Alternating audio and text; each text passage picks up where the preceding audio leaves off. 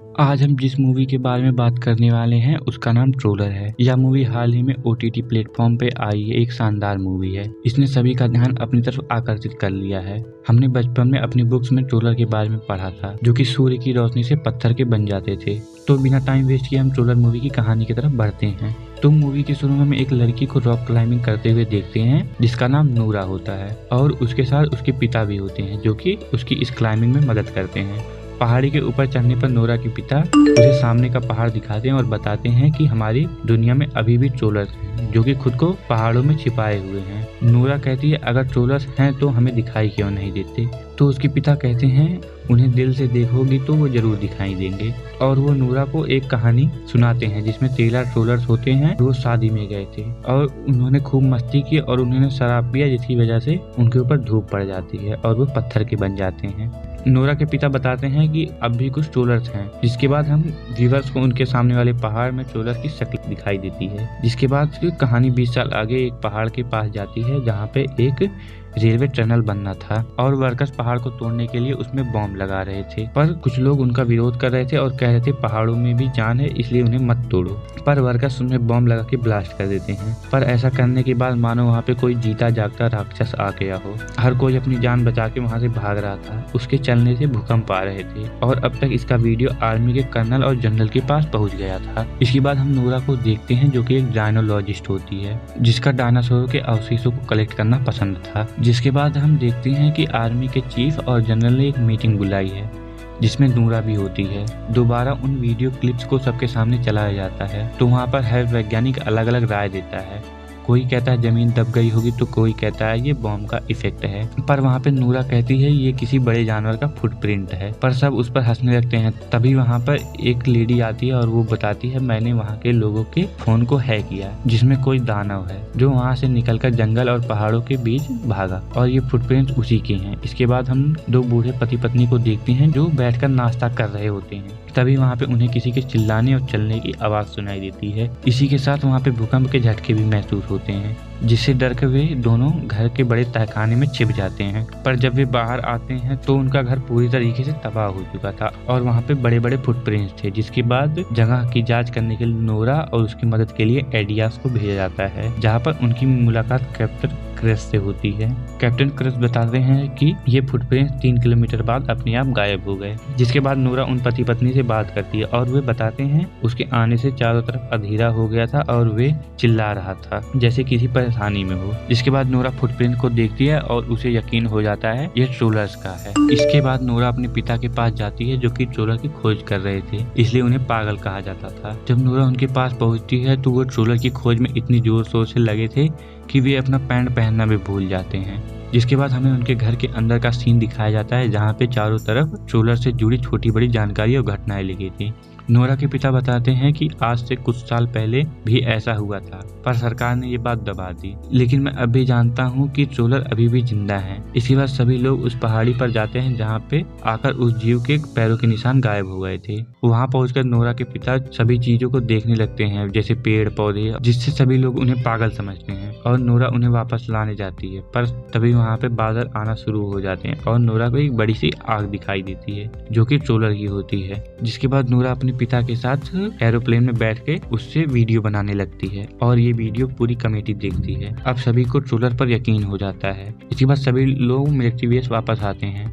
नूरा prime minister से इस बड़े से जीव के बारे में और रिसर्च करना चाहती थी, पर प्राइम मिनिस्टर कहती हैं ये आम इंसानों के लिए खतरा है, इसलिए उन्हें इसे खत्म करना होगा, नहीं तो वह शहर में आकर तबाही मचा देगा। और प्राइम मिनिस्टर नूरा को जाने को कहकर ये काम आर्मी को दे देती हैं और जनरल ट्रोलर को खत्म करने का ऑर्डर दे देती हैं।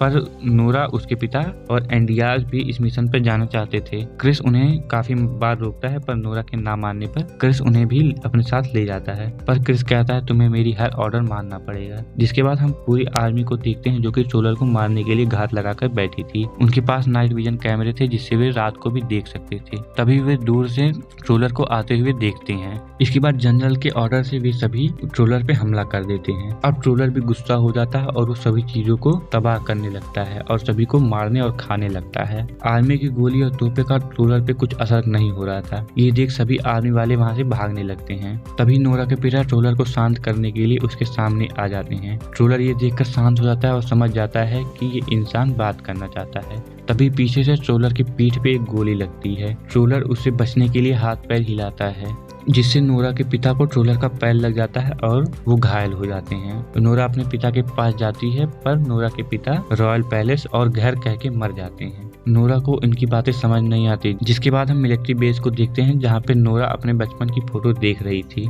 नोरा अपने डैड की पुरानी पुस्तकें देखती है, जिसमें ट्रोलर के बारे में काफी कुछ जानकारियाँ थी, जिसमें शामिल थी कि चर्च की घंटियां बजने से ट्रोलर परेशान होते थे, जिससे वो चर्च पर पत्थर से हमला करते थे। नोरा ये बात समझ गई थी कि ट्रोलर को शहर से दूर रखने के लिए कुछ घंटियां ही काफी हैं, और नोरा ये बात जनरल, प्राइम मिनिस्टर और पूरी टीम को बताती है, पर कोई उस पर भरोसा नहीं करता। लेकिन जब क्रिस कहता है कि ट्रोलर इतना अतरंगी है, तो हो सकता है उसे दूर रखने का उपाय भी इतना अतरंगी हो। इसके बाद हम शहर के बीचों बीच उस ट्रोलर को देखते हैं और उसे रोकने के लिए 4 आर्मी प्लेन्स अपने नीचे बड़ी बड़ी घंटियां बांध कर ले जाती हैं। ट्रोल उनकी गूंज से काफी परेशान हो रहा था। इसकी वजह से ट्रोलर उन पर हमला करता है और प्लेन को पकड़कर उन्हें एक दूसरे पे फेंकने लगता है। एक वक्त ऐसा आता है जब एक बच्चे के ऊपर हेलीकॉप्टर गिरने वाला था, पर ट्रोल उसे बचा लेता है। इस सीन को देखकर हमें समझ आता है कि ट्रोलर इंसानों का बुरा नहीं चाहता, बस वो इस जगह से दूर जाकर कहीं शांति में रहना चाहता था। इसके बाद हम देखते हैं मिलिट्री के जितने भी ऊंची पोस्ट वाले लोग हैं, जैसे सीएम, पीएम, जनरल और कमांडर, तय करते हैं कि ट्रोलर को खत्म करने के लिए उस पर परमाणु बम गिराया जाएगा और पूरे शहर में इमरजेंसी लगा के शहर को खाली करवाया जाता है। नोरा को क्या करना चाहिए कुछ समझ नहीं आ रहा था। इसके बाद नोरा को अपने पिता के आखिरी वर्ड याद आते हैं, रॉयल पैलेस और घर। इसके बाद नोरा समझ जाती है हो ना हो रॉयल पैलेस ही ट्रोलर का घर है। इसके बाद नोरा एडियास के साथ किंग पैलेस पहुंच जाती है, जहाँ पे उसे किंग का चीफ मिलता है। नोरा कहती है यहाँ पे ट्रोलर का हमला होने वाला है, पर चीफ कहता है मुझे यहाँ पहले से ही पता है, और वो नोरा को मरे हुए ट्रोलर का कंकाल दिखाता है। ये देख नोरा हड़बड़ा जाती है और पूछती है ये क्या है, तो वो शख्स बताता है कहा जाता था कि राजा के घर के ऊपर घर बनाने से काफी शुभ होता है, और 1000 साल पहले के राजा ने ट्रोलर के मर जाने के बाद उसकी पहाड़ी पे अपना घर बना लिया था। इसी कारण ट्रोलर अपने घर यानी राज पैलेस आना चाहता है। नोरा के हाथों में यूवी लाइट, जिसकी लाइट ट्रोलर की हड्डियों पे पड़ते ही ट्रोलर की हड्डियां पत्थर की बनने लगती है। नोरा ये बात समझ जाती है कि सूरज की रोशनी ही ट्रोलर को पत्थर में बदल देती थी और यूवी लाइट भी यही काम कर रही है। जिसके बाद नोरा कैप्टन क्रॉस को फोन मिलाती है और एक ग्राउंड में काफी सारी यूवी लाइट को इकट्ठा करने के लिए कहती है, और खुद एक बड़े से कंकाल को एक गाड़ी में लेके ट्रोलर के सामने आती है। ट्रोलर ये देख के काफी गुस्सा होता है और वो नोरा को मारने के लिए उसके पीछे दौड़ता है। ये सीन इस मूवी का बेस्ट सीन है, जिसमें ट्रोलर अपनी पूरी जान लगा के चारों तरफ तबाही मचाता है और नोरा को पकड़ने की कोशिश करता है। रास्ता घुमावदार होने के कारण कंकाल गिर जाता है और वो टूट जाता है। ये देख ट्रोलर समझ जाता है इंसानों ने ही उसकी फैमिली को मारा है और वो काफी ज्यादा गुस्सा हो जाता है। वो नोरा और एंडियास को मारने के लिए दौड़ाता है। वहीं पे नोरा उस ग्राउंड में पहुंच जाती है जहाँ पे यूवी लाइट होती है, जिसके बाद सभी सोल्जर्स यूवी लाइट ऑन कर देते हैं और धीरे धीरे ट्रोलर पत्थर में बदलने लगता है। आर्मी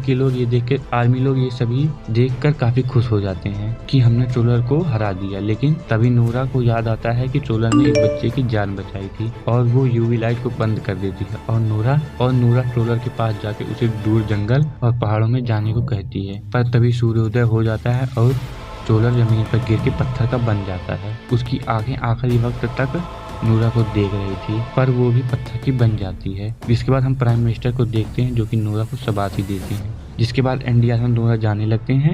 एनडीआर अपनी जॉब छोड़ देता है और राइटर बनने चला जाता है। एनडीआर नोरा से पूछता है कि क्या अभी भी ट्रोलर्स मौजूद हैं। जिसके बाद नोरा को अपने पिता की कहानी याद आती है। जिसमें 13 ट्रोलर्स थे और हम एक पत्थर को हिलते हुए देखते हैं और इसी सस्पेंस के साथ इस मूवी का एंड हो जाता है।